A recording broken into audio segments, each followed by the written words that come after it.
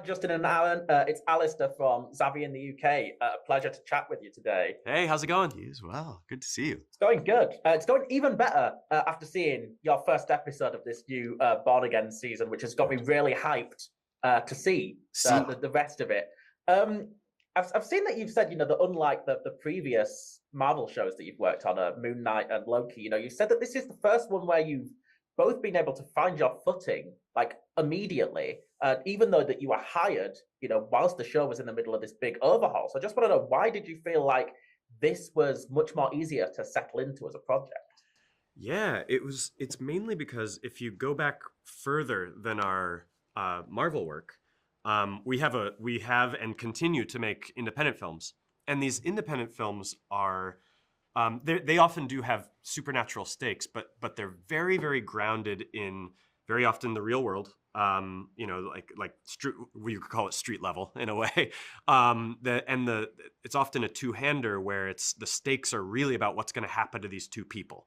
And if we describe it that way, we've just also kind of described what we love about the Netflix show Daredevil, and just Daredevil in general, right? It's Matt and Fisk, and the stakes are not the end of the universe. The stakes are the end of these two people, or the ends that they'll go to. And so it felt really natural to us to go into a crime drama, neo-noir territory, because it felt that it just kind of brought the stakes back to like flesh and blood. Like when you get hurt, that you carry that pain forever. If you get killed, you die forever. And that felt very natural to us. Yeah.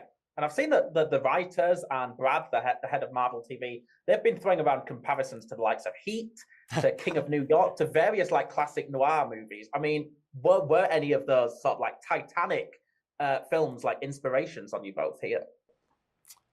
Let's see. Well, one that we've been enjoying mentioning is Midsommar, just because it's about the consequences of grief and its ugliness, which is what the whole season's about.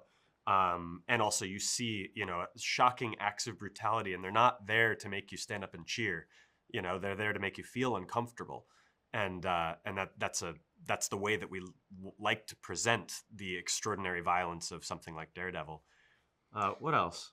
I mean, there's it's funny. Our indie films are often described as being cosmic horror. Mm-hmm. And if I had to like define that further and as it would relate to this show, is that some of the drama this season comes out of the unsettling feeling of an uncaring universe. Mm-hmm. And it's sort of Lovecraftian in that way. So, wow, yeah. So, yeah, I guess there is some Lovecraftian inspiration here. Yeah, if he feels like he lost the grace of God because of this act that happens in the first episode, it's you feel adrift and unmoored, and that's his journey. That's Matt's journey through the entire show. And so there is kind of a cosmic dispassion from that you learn from Lovecraftian stuff. Yeah, that's fun. Yeah, honestly, hadn't quite realized that till this interview. Thank you. Because as you're saying that, I'm just thinking that that's more attuned to sort of what I imagine the influences would be when you were making Moon Knight or Loki. So this seems like it actually probably has far more in common than I would initially assume. Well, it's turtles all the way down, I mean, you can't just suddenly like walk onto a set and you have no influences anymore, It's funny too, when we were making Moon Knight, we were kind of mourning the loss of a project about Aleister Crowley. So and then the Moon Knight ended up having like some Egyptian iconography that kind of looks like what would be in like the Hermetic Order of the Golden Dawn and those like esoteric magical traditions. So it's funny how it was like, it's funny the things that actually connect and things that don't from your prior work. Yeah. It's unexpected. Yeah. Of course, as I previously mentioned, I mean, you jumped onto this project like, midway through production, and you were helping to oversee an entire overhaul of it.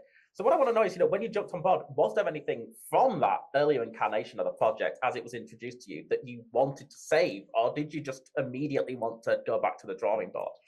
Oh no, and I wouldn't even use the word save. Like all 6 episodes that were already shot. There's so much of that still in Born Again. It was genuinely. It isn't just spin when they say it's like, oh, it's a pivot. Is where like any show, when you realize what's working and what's not working, there's a Rubik's cube to figure out.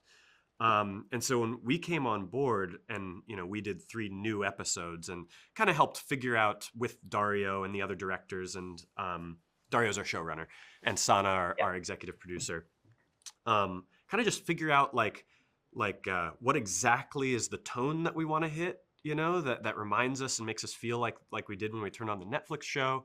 And really that was the biggest thing, is like we just want to make it feel like the Netflix show, The series is called Born Again, which is going to make people think that it's a direct adaptation of the Frank Miller comics, but it's not quite that. It's far more complicated. I mean, were those, that Miller run of the comics an inspiration on you, even if it's not a direct adaptation? Oh, yeah. Yeah. Were you a fan of the Netflix? Have you seen Netflix season 3? Yeah. Of course. So obviously, right, like there's so many of the big main plot beats of Frank Miller's Born Again book are covered in season 3 of the show beautifully. Yeah.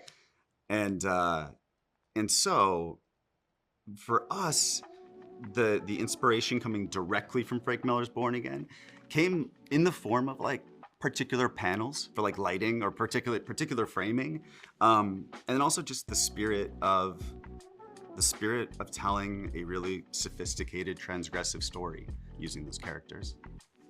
Yeah. Well, guys, I've been told to wrap, but congratulations again on kicking off this season with a bang. I look forward to seeing the rest of it. And I've heard that you're about to shoot the 2nd season, so I'm excited to see that as well. But until then, thanks for chatting with me. It's been a pleasure. The joy on your face mattered today. Thank you. Thank you, man.